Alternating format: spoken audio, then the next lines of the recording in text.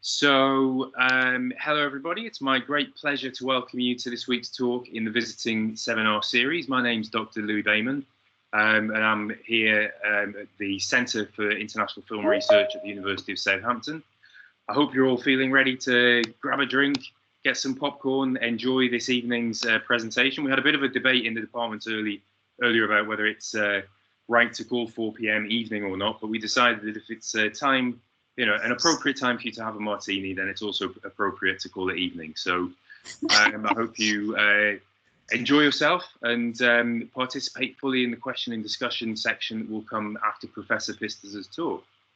We've got a number of postgraduate researchers working on horror and also an undergraduate course on horror cinema. So I'd very much like to give a particular welcome to all the students that we've got here today, but as well as that, everyone from outside of Southampton as well. We like to make a virtue out of necessity, and so the fact that we're doing this online gives us an opportunity to welcome people from far and wide.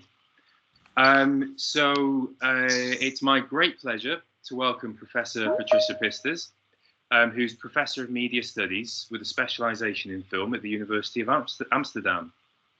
Professor Pisters was Director of Research of the Amsterdam School for Cultural Analysis from 2015 to 2019. Of the Faculty of Humanities, and is also a member of the Royal Netherlands Academy of Sciences, of the Royal Holland Society of Sciences and Humanities, and of the Academy of Europe. As well as her distinguished position in the field of film studies and more generally in the study of culture and humanities, she's one of the founding editors of Nexus, the European Journal of Media Studies, and a specialist in film philosophy and in media ecologies. This breadth indicates the way that Professor Pisters has sought throughout her work to understand film and media in relation to the broad questions that they pose for human life, not only for questions of the brain and of the mind, but at the same time, those of group belonging and even of our existence on the planet. Her thesis project, From Eye to Brain, was published in 1998 and used the philosophy of Gilles Deleuze to approach questions of subjectivity and perception in relation to forms of representation that at the time were proliferating, and still now, of course, with the approach of the new millennium.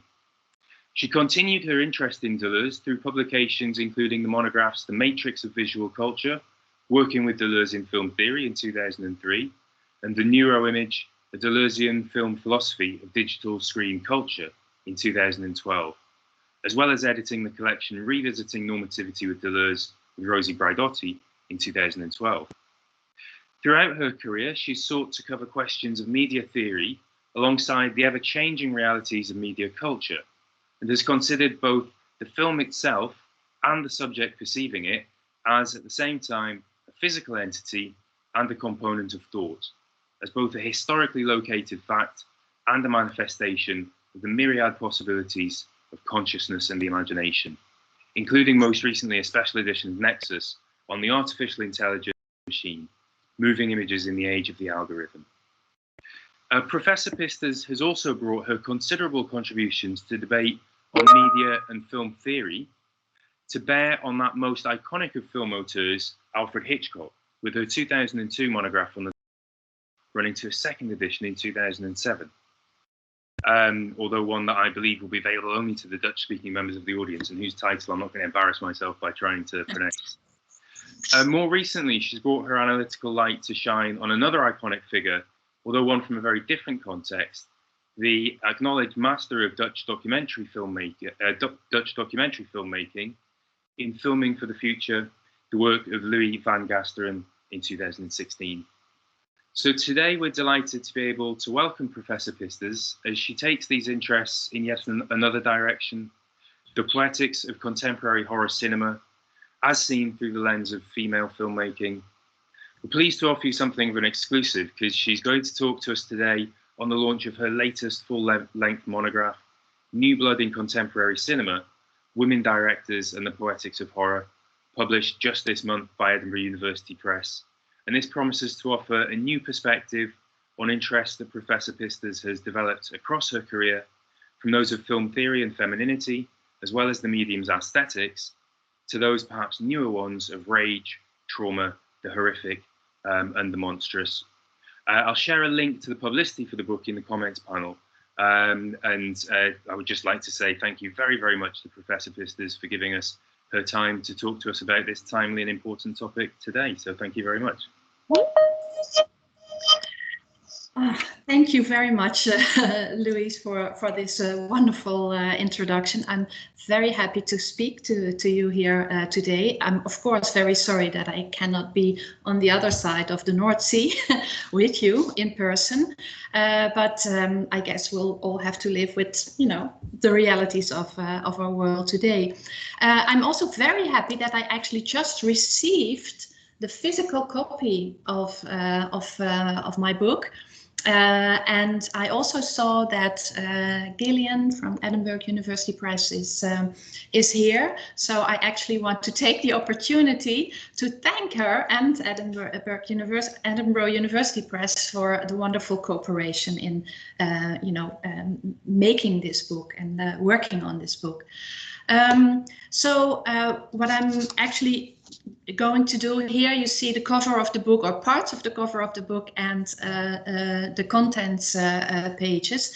But of course, I can only talk about a very small part of what the book is about. So the main idea of this book is actually the question whether or not it makes a difference if women directors start appropriating the aesthetics of horror. And this is quite a new phenomenon. Of course, women have always already, or at least since the 70s, also sometimes made horror movies. But by and large, this was not a genre that represented a lot of female filmmakers. But this has changed drastically. And my main investigation and question in this book was, okay, is there a difference, and what's the difference? What's the bloody difference? Just to give ourselves a few reminders, I know there are a lot of horror specialists in the room, so I'll just go very quickly through that. But in order to answer this question, if it makes a difference if there is a female director making horror movies, just a very few pointers and reminders of the genre throughout history. In the classic ways, in the classic times of the horror genre, we know that there was always more or less a male monster and a female victim. And the basic emotions that were reigning and governing the watching of these films were actually fear and disgust. These were the two, I have to get, here. The main, emotions. And of course, fear and disgust also fascinated us. It was also, a genre that explored the borders of what we find normal and the normative. I don't need to say more about all that. I just want to give a few pointers. The revival of the horror genre in the 1960s and 70s actually came after Hitchcock's, Psycho is very often recognized as, the initiator or the catalyzer of the modern slasher film. And by and large, we have here the same kind of elements, male monster, female victim, more blood. And the whole notion of blood, or the theme of blood, the color red, is actually a very salient trope and stream that I'm following throughout the book and also in my talk today. Of course, there were a few differences as well. We have a new genre coming up, the slasher genre. Again, a lot of male monsters, female victims.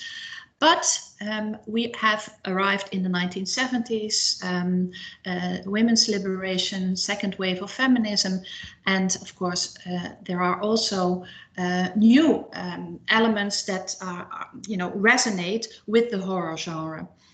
Here are still some of the bloody images of the slasher movie, but we have here now also women who start to fight back, victims who are not really victims.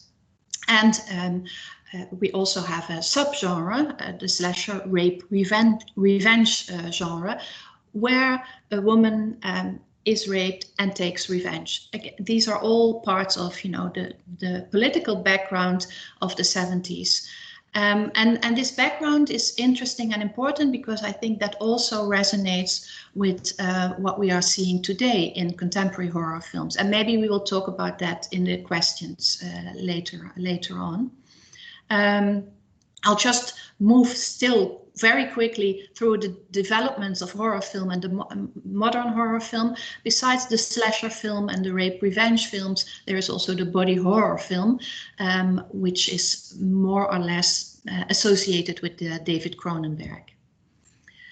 And of course, if we think of theory in the 1990s, there are a few seminal feminist readings of all these new developments in horror theory. And I'm sure you're all familiar with Barbara Creed's The Monstrous Feminine and Carol Clover's Man, Women and Chainsaws. But they both they made enormous contributions to thinking about this genre. And Carol Clover argued that actually the horror genre is a sort of rezoning project where women are actually going completely off the scale into a different zone, and the male characters, because of the transgression of the women, are allowed and get the ability to open up and to change their own perspectives slightly. So the genre is very much related to a cross-gender identification, according to Carol Clover. And she also introduces, a concept that has now been so common that even films are named Final Girls, but it really was coined by Clover in her book. And when she analyzed all these films of the 70s and 80s, where a female protagonist starts fighting back. And she also discovers that there are actually two or several characteristics of the final girl. One of them being she is boyish. Usually she has, gender neutral names, dark hair, and she also has no sex. So this again allows more cross-gender identification and rezoning, but the concept of the final girl was a lasting one, is a lasting one. We are familiar with that one. Barbara Creed, I'm still rushing through all the traditional theories. The Monstrous Feminine of Barbara Creed, by Barbara Creed, looks at the horror genre more from a psychoanalytic perspective. Her two main concepts are the notion of the abjection and the castrating female, and the powers of horror. Her idea is that we are fascinated by these images that actually abject us, and the psychoanalytic notion of abjection is really referring to everything that crosses a border, or the border, for instance, between life and death, or between the inside of the body and the outside of the body. And the fascination with these kind of images are read through a feminist lens by Barbara Creed, also sometimes critiquing these images. So you'll see on the slide some of the examples of images of abjection.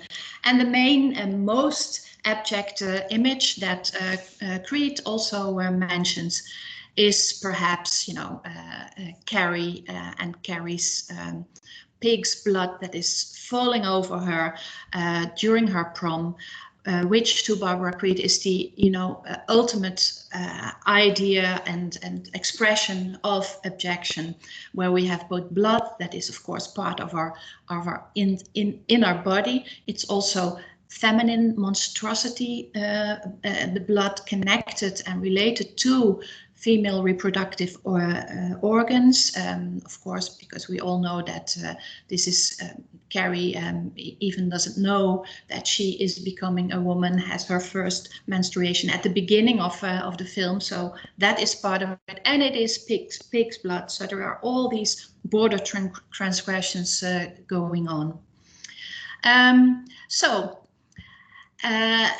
Next to this notion of abjection, Creed also talks about the castrating woman, rereading Freud's Little Hans story and replacing the punishment of the father for a punishment of the mother. So this is in a way empowering, but by and large, both Creed and Clover argue that still the horror genre is usually not so female friendly, even though things are happening and changing.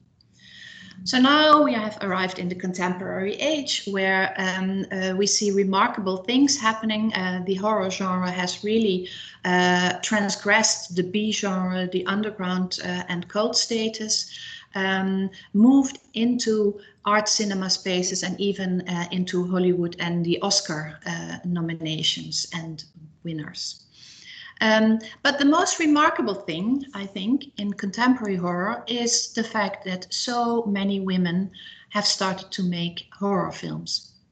And some of them really make a full-on genre film, and others take and digest elements of a poetics of horror and horror language into other fields, into their work in different ways. So what I set out to do in the book is that I went back to other creative women, starting with Virginia Woolf and the first wave of feminist creators. Of course, Virginia Woolf didn't make films, but she was certainly a creative woman, and she had a lot of things to say that actually could be reread as using or referring to the poetics of horror. And I will say a few things about that in a minute, but Virginia Woolf in the book is actually an important precursor who turns up at the beginning of every chapter, and taking us back to another age 100 years ago when the situation was different, and yet a lot of different or the same elements of horror were still, around and current. The second wave of feminists I look at by referring to the women filmmakers of the 1970s and 80s who started to make films. They were usually not labeled as horror films. They were labeled as women films, but I reread them in light of a poetics of horror. And then there is the new generation of filmmakers, many of whom are really, dedicated to the genre or to genre elements. And Haifa Al Mansour, let me see, Haifa Al Mansour is actually the first female director of Saudi Arabia. She made a film about Mary Shelley. And if we talk about women and horror, of course, Mary Shelley should also not be forgotten. She is probably the mother of all horror writers. And Haifa Al Mansour's film is really interesting because she focuses on Mary Shelley and on the backgrounds of her writing this film. So, for instance, and that's now known, I think, but Mary Shelley already lost 2 children at the age of 18 when she wrote this story, and probably, you know, we can imagine that this is part of, you know, the backgrounds, what went into these films. Let me see. Yes, I want to make just have 2 remarks about Virginia Woolf, and then we'll forget about her, but her ghost will stay with us during the rest of the talk and in the book. And just give you 2 quotes by Virginia Woolf, which are quite important and telling, I think. So I actually consider the female horror directors today as the unruly daughters, or let's say granddaughters, of Virginia Woolf. And in her address on the profession of women in 1931, Virginia Woolf actually was talking about, you know, the profession of her profession of writing. And she talks about the fact that writing for her was easy. Nobody, you know, was bothered by this in her family. She also didn't need to peel the potatoes in between her writing. And the first thing she wrote and sent to a publisher house was a review of a book that she wrote, pen and pencil, putting it in on the mail, and a few days later she got a reply that it was accepted, and she got her first check of her, you know, for her own writing, and for that check she bought a cat. So, but she's talking to a group of women who are working class women, and she actually apologizes that she actually doesn't consider herself as a, being called, working woman. But still, she says, there are things also as, a writing professional, as a woman writing, things that I have to battle with. And there are in particular 2 phantoms, one of which she calls the angel in the house, after a poem, in which she actually says that she constantly has to fight with this stereotype of feminine behavior, which means being friendly, charming, unselfish, sacrificing yourself for others, pure. And Woolf says that always when she was writing, the shadow of her wings fell on the pages. And I'll give you a quote of what she says. She says, so the whispers of the angel in the house were like this: "My dear, you are a young woman. You are writing about a book that was written by a man. Be sympathetic, be tender, flatter, deceive. Use all the arts and wiles of your sex. Never let anybody guess that you have a mind of your own. Above all, be pure." And then Woolf suddenly turns into what I would call a slasher heroine of sorts. She takes the inkpot, flings it to her phantom of femininity, and then says, "I turned upon her and caught her by the throat. I did my best to kill her. Had I not killed her, she would have killed me. She died hard." So I was surprised reading that from Virginia Woolf, but I could really understand what she means. There is a battle with, fighting the images that we have internalized, and still, I think this is something that many of us will recognize. The other problem, the other phantom that Virginia Woolf was battling, and this is a phantom that was harder to beat, according to herself, is actually what she calls the fights of going really deeply into these places of the unconscious. She describes that, you know, after buying a cat, she became ambitious and wanted to buy a car, so she had to become a novelist.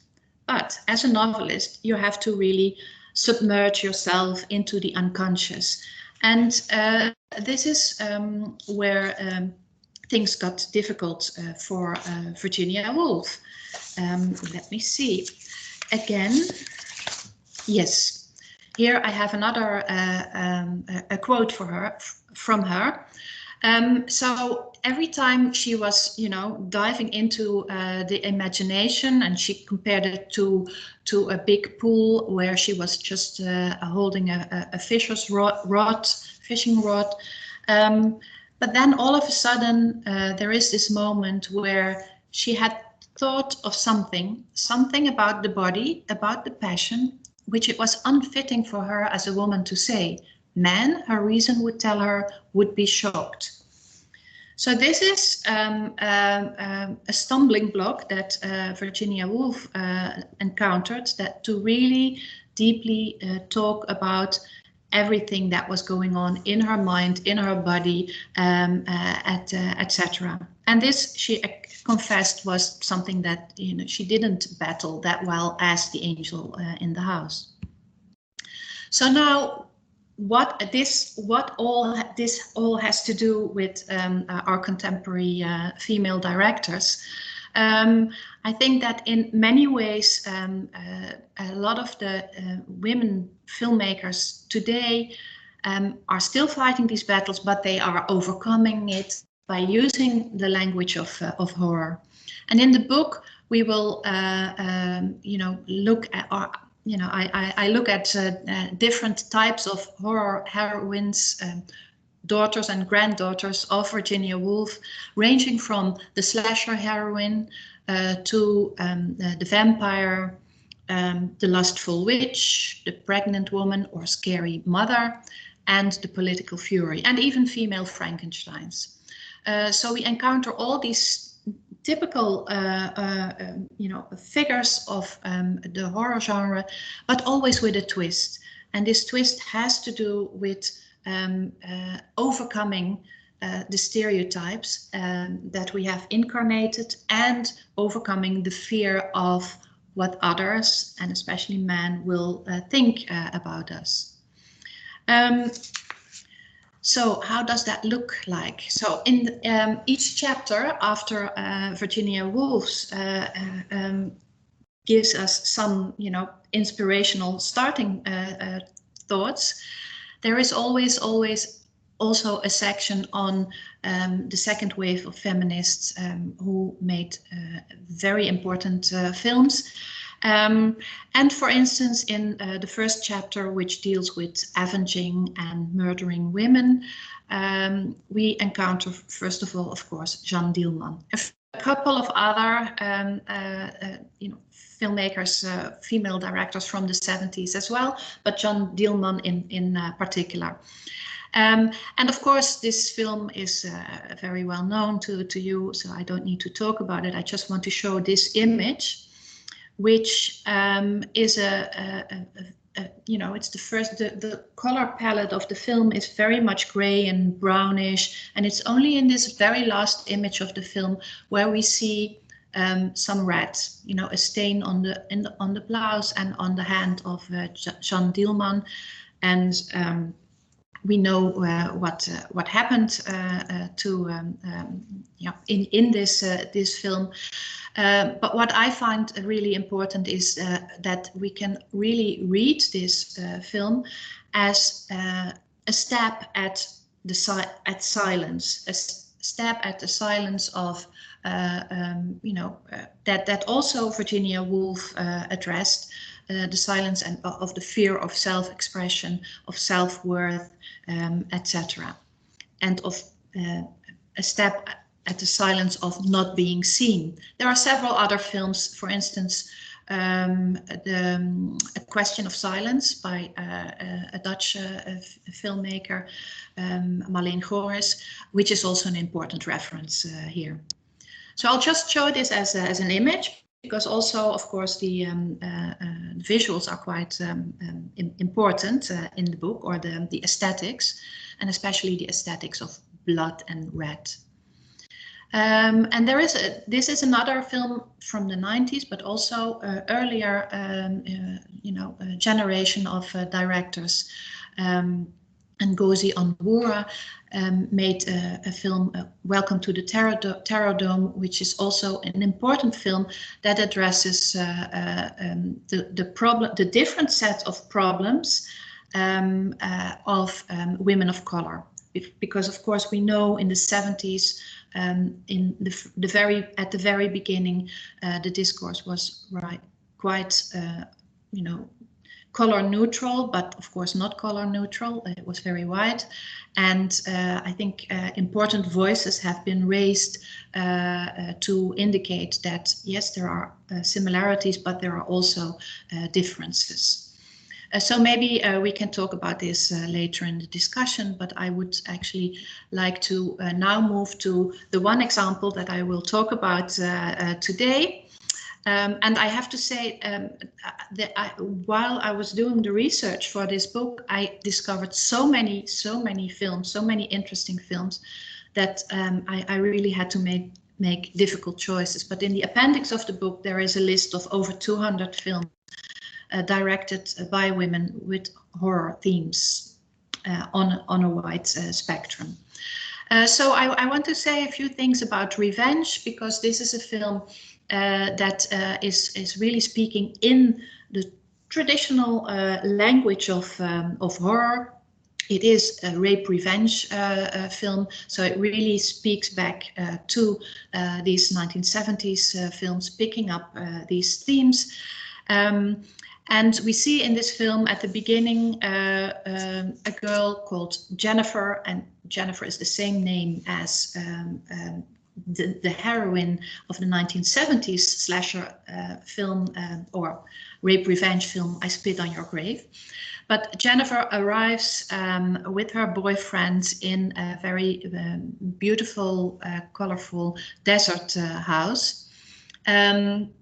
And it all looks like this. And in first instance, we actually don't see, or it is as if 40 years of feminist thought did not happen. She really presents herself in the image as the image, and we know, of course, Laura Mulvey in 1975 already criticized the idea of the task of woman, or the role of women to be looked at as an object of the gaze. But we see this is still happening here. And it gets worse when some of the friends of her boyfriend arrive earlier, and you can imagine what happens. They not only can't keep their eyes off her, but also not their hands. So there is this is clearly part of the rape revenge genre. She has to flee because also when her boyfriend returns, he actually first tries to buy her out, and when she refuses, he literally throws her off a cliff. And this is where the things start to change, where the revenge part starts to happen. And we see here a transformation of our heroine. Her blonde hair turns into brown. She becomes a brunette.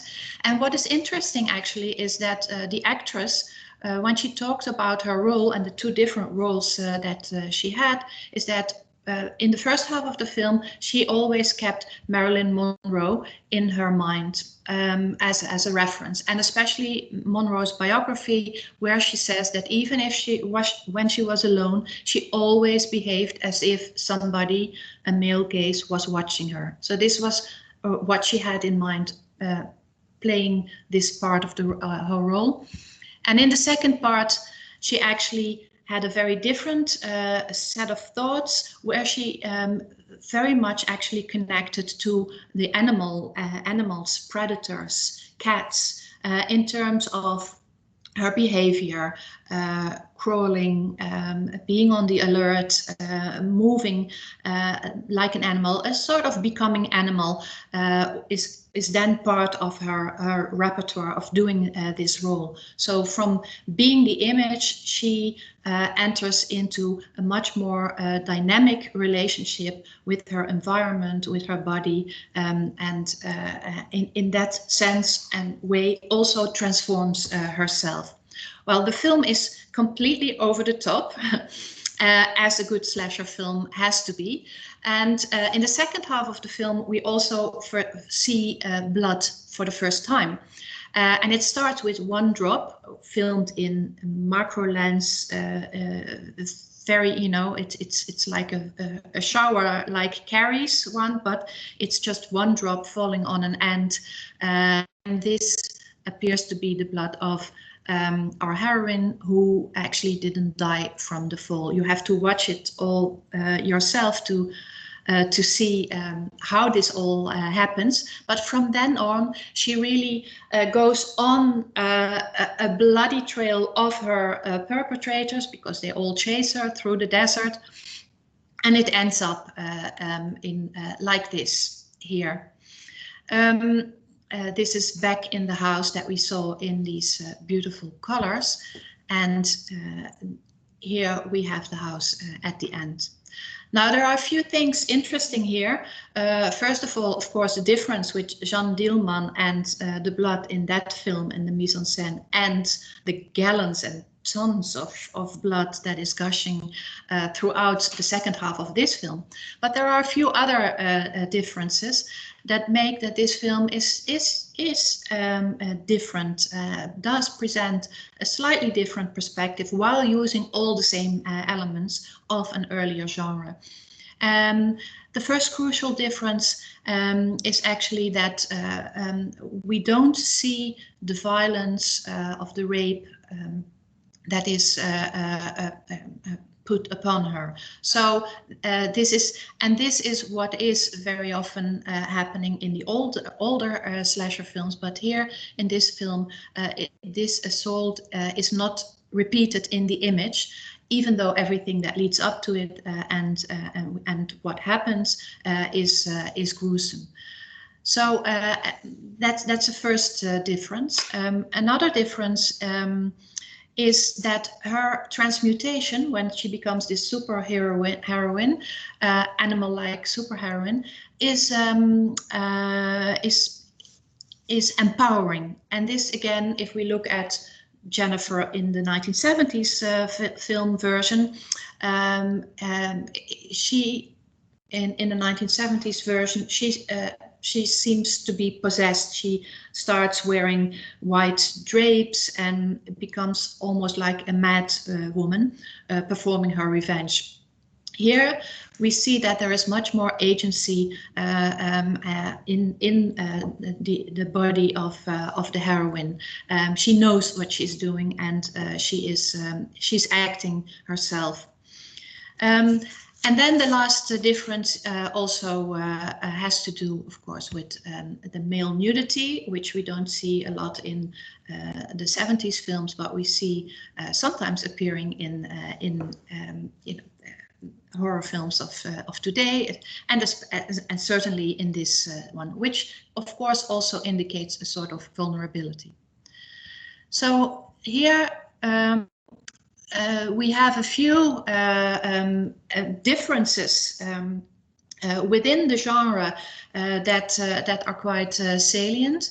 But if we speak of contemporary horror films, it's not only within the genre and the genre conventions that films are being made by women, but also a set of other films and other types of films that I would call, or that I call, a much more subdued form of horror is taking place. And here we see other differences coming up.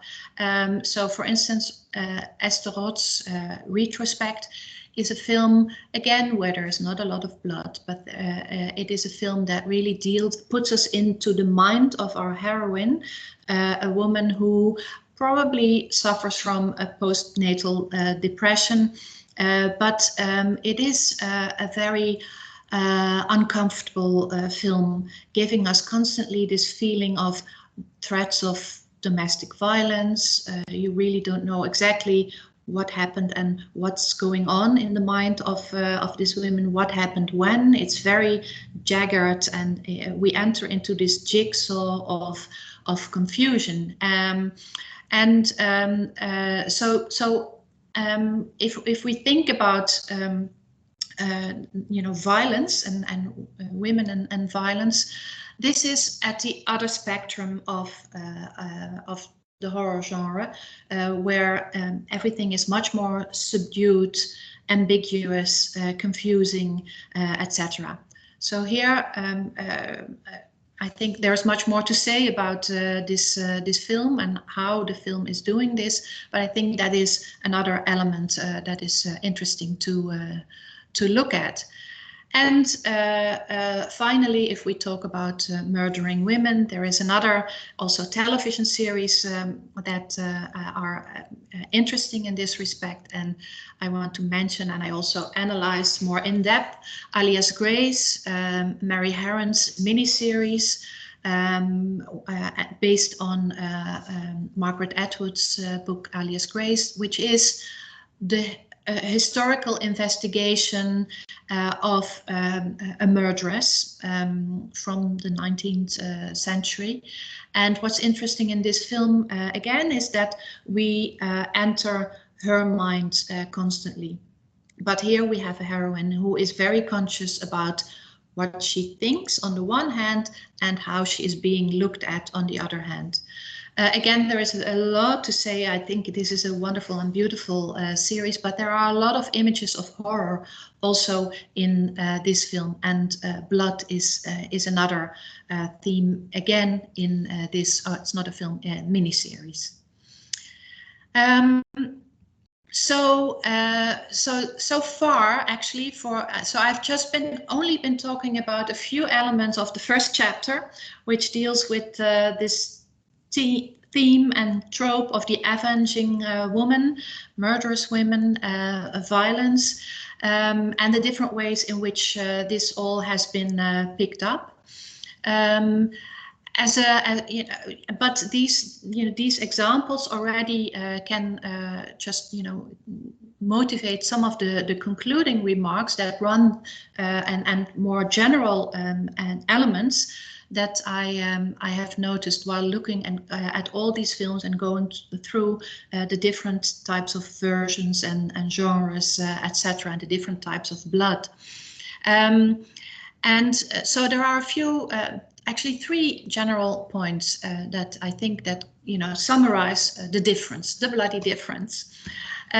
First of all, even though a lot of films present inner worlds today, and I have been working on that at other places, but what is really interesting in these films made by women is that a lot of the horror is really working with inner demons.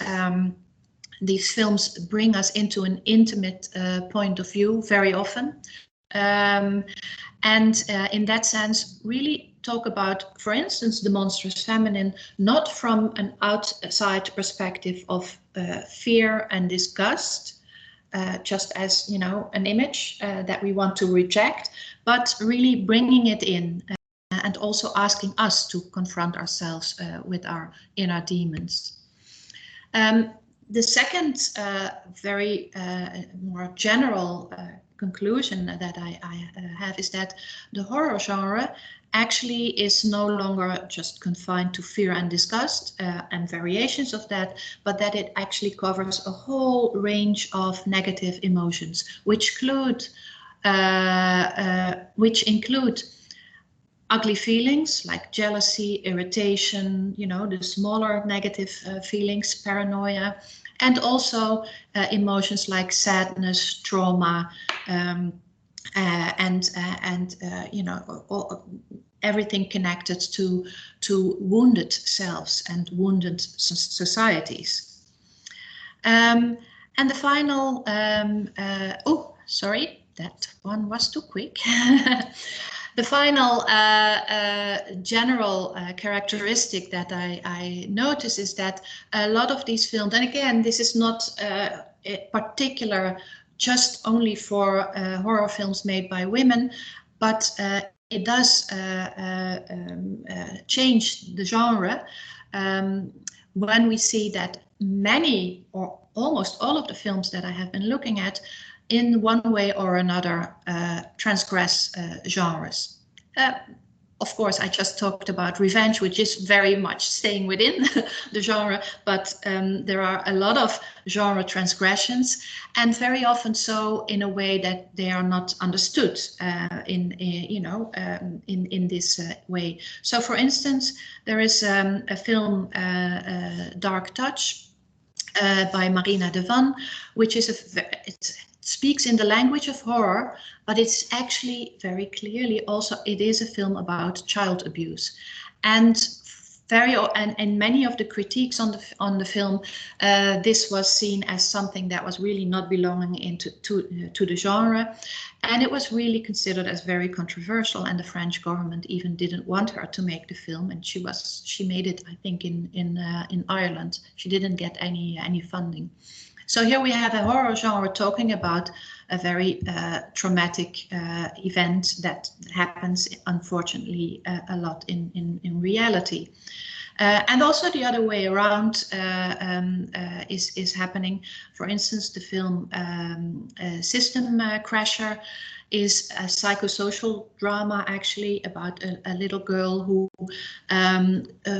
goes from foster house to foster house, and she's clearly traumatized. But within that genre, she actually, Nora Finksheet, uses a lot of elements of the horror genre, and especially the use of a ferocious pink, which is almost red. This girl is still a girl, and not red is not her color yet, but it's coming very clearly her way. So these are some of the general remarks that run through all these different versions and variations of so many horror films of our contemporary age. As I said at the beginning, a lot of these films also really refer to the socio-political reality of our contemporary day and age. So there are a lot of references explicitly also to the political situation, but also implicitly referring to Me Too, to Black Lives Matters. And all these films actually indicate so this re-emergence of the horror genre in general probably has to do with the changing and transforming times in which we are. And so I want to end with a quote that was raised by Mati Diop when she made her, she was interviewed about Atlantics, her zombie romantic, film that, transgresses all kind of borders. She argues, or she quotes Gramsci, or at least the version of Gramsci, when he said, "The old world is dying and the new world struggles to be born. Now is the time of monsters." And I think this is the time that we are witnessing all, and that many of the female directors that I have been looking at in the book in one way or another address. So let me see, do I have a last slide? Yes, thank you for your attention, and I'm happy to take questions.